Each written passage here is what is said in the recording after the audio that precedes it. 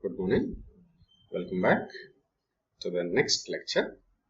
In today's lecture, we will solve two problems for determining the RMS and average values. The first one is a half wave rectified signal, and the second one is a full wave rectified signal, which means a sinusoidal signal has been passed through a half wave rectifier and also a full wave rectifier, and the output values for which we are supposed to determine the RMS and also the average values. So far we have seen the pure sinusoidal signal. We have seen that for a pure sinusoidal signal, the average value is ideally 0 and the RMS value is max value by root 2. So now we will see a half wave rectified signal and also a full wave rectified signal.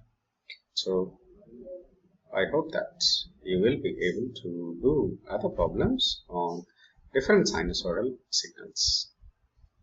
So shown in the figure is a half wave rectifier, output of a half wave rectifier, where normally your sinusoidal signal will be like this, isn't it? If it is half wave rectified, then only you will be getting only this part. Only positive signals will be present. The negative signals, if you carefully see, they have become 0 here. This is the output of a half wave rectifier. And for this pattern, you are supposed to determine the RMS and also the average value. So if you carefully see, this is actually a sinusoidal signal. If it was a sinusoidal signal, then we will see what is the actual equation of that one, which is nothing but Am sine omega t plus pi. Right, where omega is equal to 2 pi by t, where t is the time period. So what is the time period of the signal? It is repeating for every 0.01 seconds. So it is 2 pi by 0.01, which will give us around 2 into 3.14 by 0.01, it is 628. And see, it is starting at 0 itself, so there is no phase angle. It values 0, and the peak value, if you carefully see, it is somewhere around 25. So I'll take it as approximately 25 sine 314. This is my sinusoidal wave. But the fact is that it is only conducting up to only positive half cycle. In the negative half cycle, its value is 0. So the waveform repeats for every 0.01 seconds, but it is only a half wave rectifier with omega value 628 and pi value 0. And for positive half cycle, it is just like a sinusoidal wave. For negative half cycle, its value is 0. Okay, so now we will try to determine the average and RMS value for this signal. Coming to the average value. You know that this is the average value equation. So here t is 0.01, my entire thing. And I'll be considering from 0 to 0.01. This interval is divided into two parts, from 0 to 0.05 and again from 0.05 to 0.01.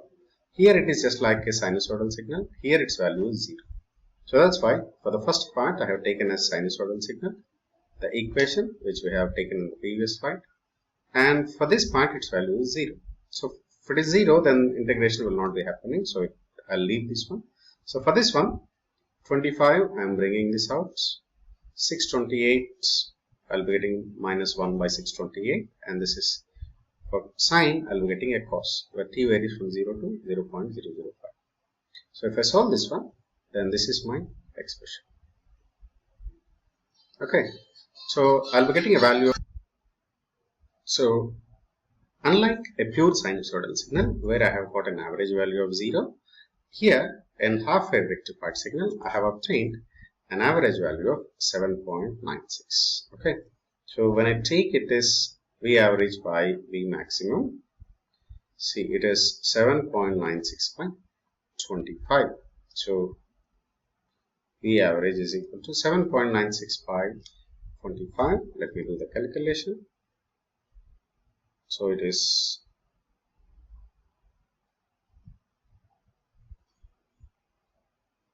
It is 0.3184 into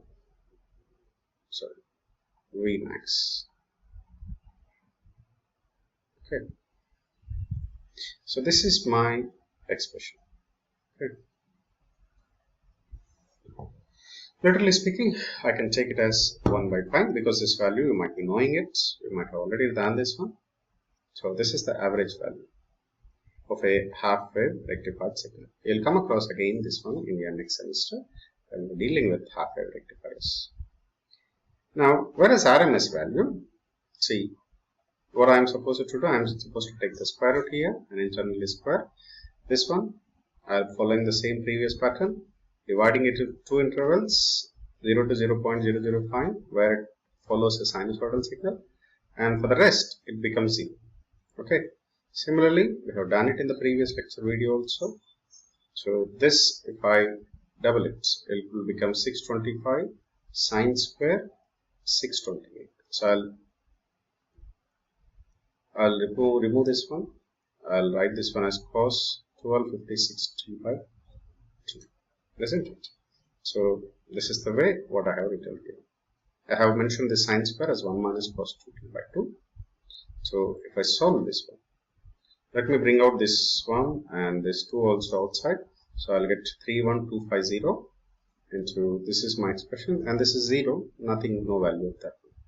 So when I integrate this one, for 1 it will become t, and for this one cos it will become sine 1256 by 1256. Okay, and you see the conduction timings, you substitute them and you will get a value of 12.5 volts.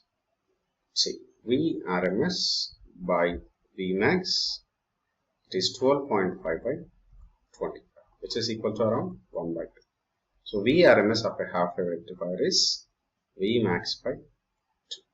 Try to remember these things for a half-wave rectifier. Okay. Now we will see for a full-wave rectifier. See, this is a full-wave rectifier, which means this is a sinusoidal wave, right? Now,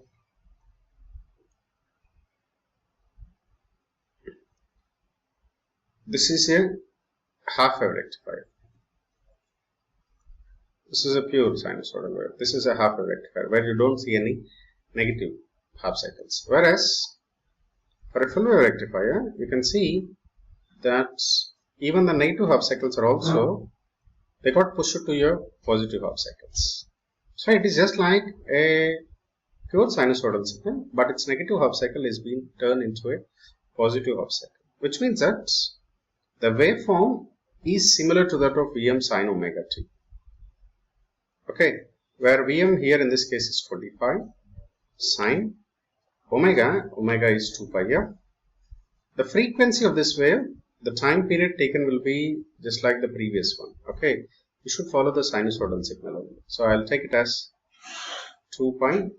If it was a pure sinusoidal signal, it would have taken 0.02 seconds, right? So I will follow the same thing. So it is 314 t plus there is no phase difference, so I'll take it as 25 314. See, try to remember, when I am writing this equation, I am considering the waveform of a pure sinusoidal signal. But for this particular signal, if I want to track the periodicity, it is repeating for only 0.01 seconds. But here when I have written this equation, I have taken 0.02, which means it is a sinusoidal signal from 0 to 0.01, but actually its frequency is 340. Okay, so it repeats for 0.01 seconds, but when I am calculating the omega, I should do it for not this half-wave rectifier or full-wave rectifier. It is following the actual sinusoidal signal, which would have been repeating in this fashion, right? So for this one, I am writing the equation, but it is being represented only for positive half cycle. So omega is 314 in this case, and when I am writing it 25 sin 314t, but it is only appearing only from 0 to 0.0. Okay, so when I do this one, see the average value of the waveform now.